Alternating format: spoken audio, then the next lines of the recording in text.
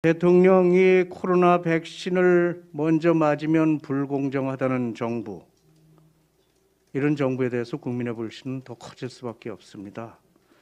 말도 많고 탈도 많았던 코로나 백신이 오는 26일부터 접종을 시작합니다. 우리나라는 정부의 실패한 백신 확보 전략 탓에 OECD 국가 중에 꼴찌로 백신 접종을 시작하게 됐지만 아무쪼록 어렵게 시작한 백신 접종이 원만하게 진행되기를 기대합니다.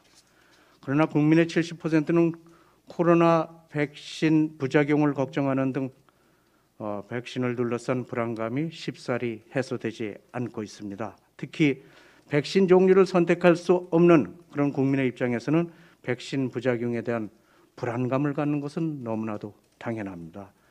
비단 우리나라뿐만이 아닙니다.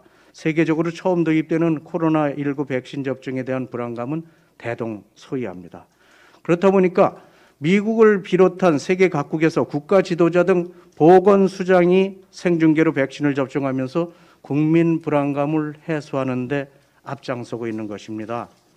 우리나라도 국민의 백신 불안감 해소를 위해서 대통령 등 보건수장의 공개 접종의 필요성이 대두되고 있습니다.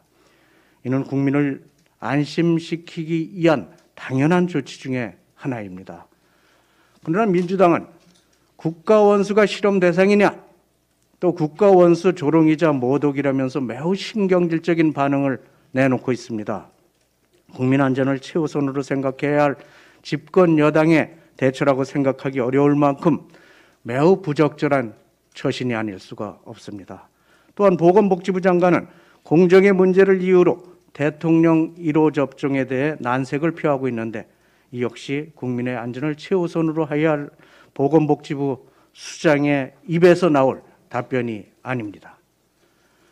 작금의 백신 논란은 안전성이 확인되지 않은 그런 아스트라제네카 백신을 접종해야만 하는 상황에 처해 있기 때문에 발생하는 필연적인 상황입니다. 그렇다면 국민을 설득하고 국민을 안심시키는 것 또한 접종 로드맵의 중요한 과제 중에 하나가 되어야 할 것입니다. 대통령은 신년 기자회견에서 백신에 대한 불안감이 높아져서 솔선수범이 필요한 상황이 되면 피하지 않겠다고 밝히신 바 있습니다. 지금이 바로 그 상황입니다.